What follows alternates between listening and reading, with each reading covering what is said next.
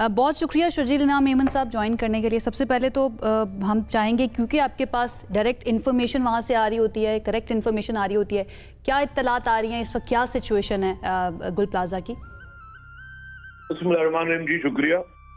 देखिए जी, इस वक्त आग बुझाने का अमल जारी है और काफी हद तक जो है आग पे काबू पा लिया गया है। अब उसको अभी भी अंदर से कहीं कहीं से शोले और ये सारी चीजें आ रही हैं, तो उस पे काम चल रहा है। मेरे ख्याल से जल्दी अब जो है आग पे मुकम्मल 100% काबू पा लिया जाएगा और रेस्क्यू का अमल भी साथ साथ जारी है।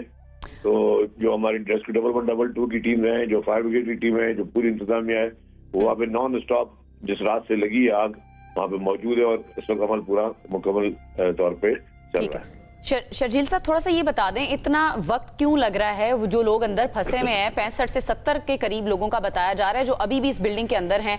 अब उनकी सेफ्टी के बारे में, उनको बाहर निकालने के बारे में क्या किया जा रहा है, क्या पेशरफ्त है, थोड़ा सा ये बता दें। और वक्त इतना क्यों लग रहा है?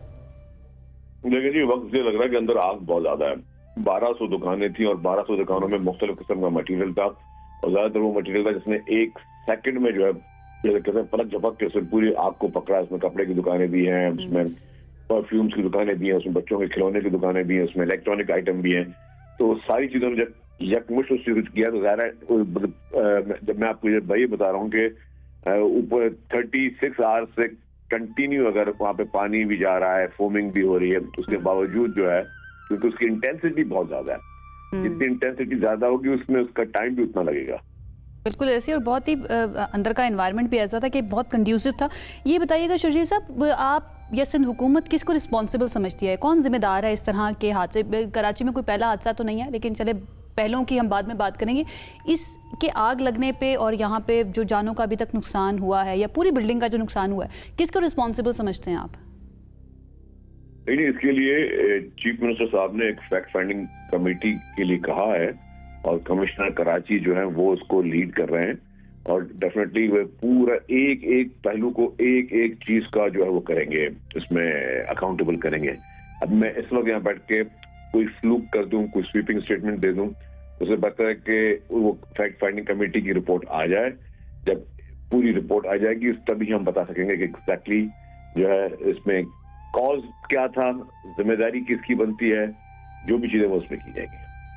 ठीक है, आग लगने का वाकया तो शर्जील साहब एक तरफ हो जाता है, खुदा ना खासा इस तरह के इंसिडेंट्स हो जाते हैं, लेकिन जब आग को बुझाने की बारी आती है तो समटाइम्स ये गिला करते हुए लोग नजर आते हैं कि इक्विपमेंट नहीं है। जब गाड़ियां आती हैं तो उनके पास प्रॉपर इक्विपमेंट नहीं होता और फिर अब यहाँ तो कहा जा रहा है कि पहली गाड़ी जो है वो 1.5 घंटे के बाद पहुंची है। तो शायद ये भी एक वजह है, इतनी बड़ी तादाद ना होती अगर गाड़ियां जल्दी पहुंच जाती। देखिए, ये भी एक गलत बात है। अच्छा, ये जरूर है कि डेफिनेटली कि कराची में इन गाड़ियों की डिप्लॉयमेंट जो है वो मुख्तलिफ इलाकों में है, लेकिन पहली गाड़ी जल्दी पहुंची, फिर सेकंड थर्ड गाड़ी जब तक वो इतला की जाती है तो वो उनको पहुंचने में टाइम लगता है। तो ये सारा इसी तरीके से हुआ है कि गाड़ियां नॉन स्टॉप वहां पे मौजूद रही हैं, नॉन स्टॉप अपना रेस्क्यू के काम कर रही है। रेस्क्यू का एक वर्कर इसमें शहीद हुआ है आग बुझाते हुए। तो आप कमिटमेंट का अंदाजा देखें। और फुरकान नाम है उनका। जी, तो मैं वही कह रहा हूँ कि अगर मतलब गवर्नमेंट की इतनी डिले होती तो ये सारी चीजें नहीं होती, लेकिन खैर सारी फैक्ट फाइंडिंग रिपोर्ट आने दें, उसके बाद जो भी जिम्मेदारी जिस पे भी आएगी।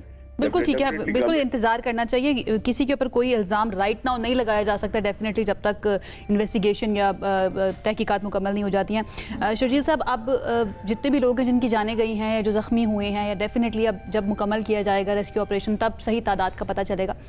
कॉम्पनसेशन के बारे में कुछ सोच रही है सिंध हुकूमत? यस, बिल्कुल। गवर्नमेंट जो है पहले पूरी चीजों का, मैंने कहा कि पहला ऐसा हमारी रेस्पॉन्सिबिलिटी है, रेस्क्यू एंड प्रायोरिटी है। रेस्क्यू करने के बाद जो है, इससे पहले भी 2 वाकयात कराची में हुए हैं।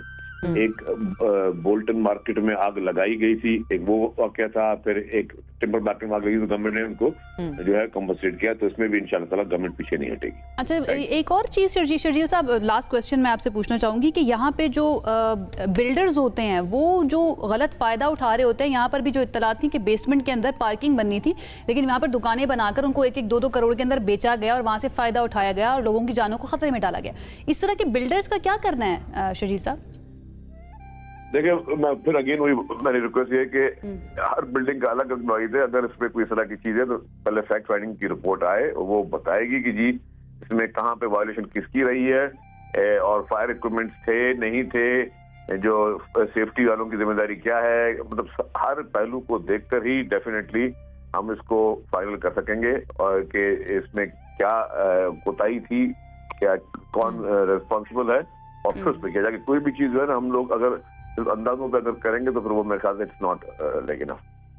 ठीक है, बहुत शुक्रिया शर्जील इनाम मेमन साहब। अल्लाह करे इस मरतबा कमेटी जो भी बने उससे सामने भी आ जाए कि कौन रिस्पॉन्सिबल था और उनके खिलाफ कार्रवाई भी हो जाए ताकि निशान बनाया जा सके फ्यूचर के लिए। कराची वाले जो है ना वो भी हमारे बहन भाई हैं, वो भी इसी मुल्क का हिस्सा हैं और उनके लिए भी ज़रूरी है कि उनकी जानों की हिफाजत भी उसी तरीके से की जाए।